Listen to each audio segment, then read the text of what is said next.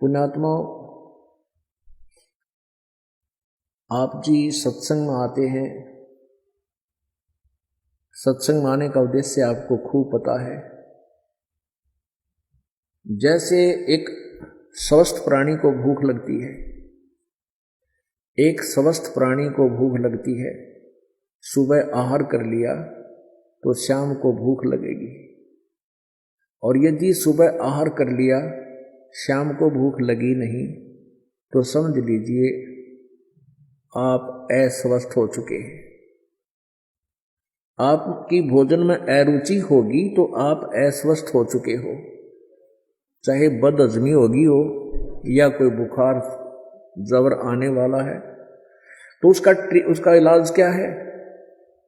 अब औषधि खानी पड़ेगी, वो कड़वी कुनीन खानी पड़ेगी, ना चाहते हुए फांकी मारनी पड़ेगी, और फिर औषधि खाने से फिर जबर कम होगा, और जबर उतर जाएगा तो फिर भूख उसी तरह लगेगी। तो आप जी पहले आए, सत्संग सुना, 10-15 दिन में फिर आए हो, फिर भी सत्संग सुनने आए हो।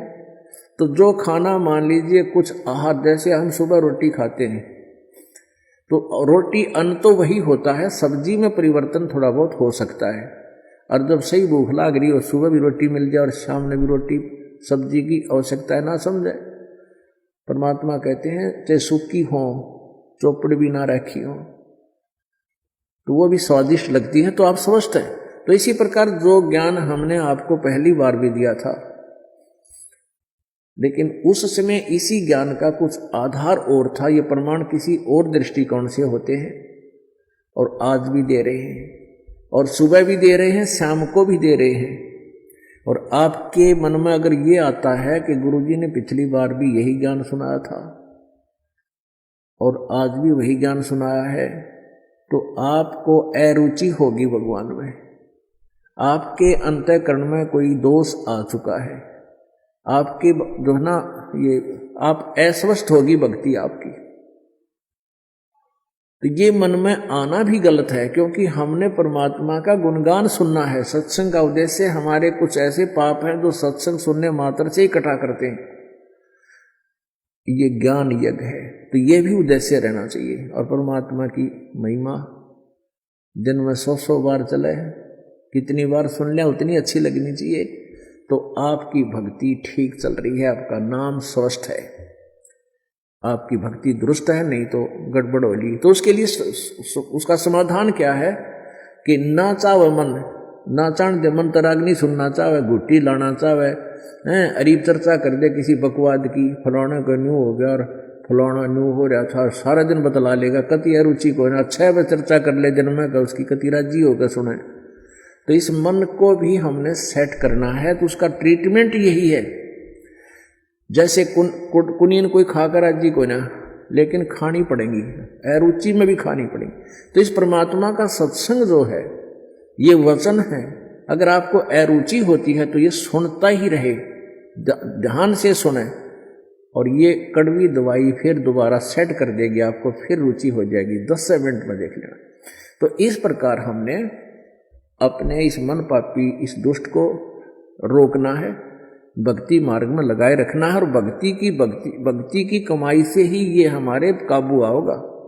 ना तेरे ऋषि मुनियों के बकल तार दिए इसने, एक बार तब पता नहीं कि कठिन और उल्टी साधना की तय करवा ले, कति कर लेगा प्रसन्न हो करके। ऋषि लोग गुफाओं में चले जाते, जंगल में चले जाते, समाधिस्थ हो जाते, बैठे रहते, कोई दिनों तक भूखे प्यासे, तो वो मन करवावा था, और फिर उनको बना लेता सिद्धि युक्त। उन सिद्धियों से फिर वो एक दूसरे पर करके उठपटांग, और फिर महर्षि पाक का बैठ जाते, दुनिया पूजा करने लग जाती। आप भी गधे बनते और अनुयायियों को भी दुर्गति करवा देती, काल के जाल में रख देते। आप देख रहे हो कावड़ लेने जाया करे, कावड़ विशेषकर हरियाणा में ज्यादा परंपरा होगी इसकी।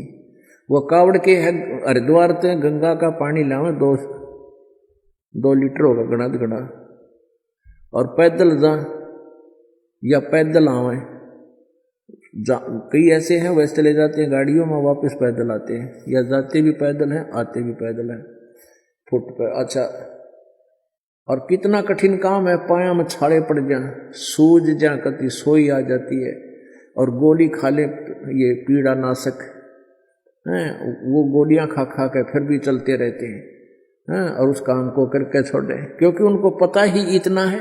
जब उनको ये पता चल जाएगा कि ये साधना कितनी सिंपल है, नाम उठत नाम बैठत नाम सोत जागवे, नाम खाते नाम पीते नाम सेती लागवे, अपना काम भी करे भक्ति भी करता रहे, चलता फिरता बैठते ही, तो इसमें रुचि ना बनती इसकी, तो इस मन ने डले ढुआणत मतलब है, ये चाहता है कि ये प्राणी उल्टी साधना करे, काल के जाल में फंसा रहे, और ये काल का दूत है। आत्मा परमात्मा पूर्ण ब्रह्म की अंश है। आत्मा को यहाँ से निकालने के लिए परमात्मा आते हैं और ये ज्ञान समझाते हैं।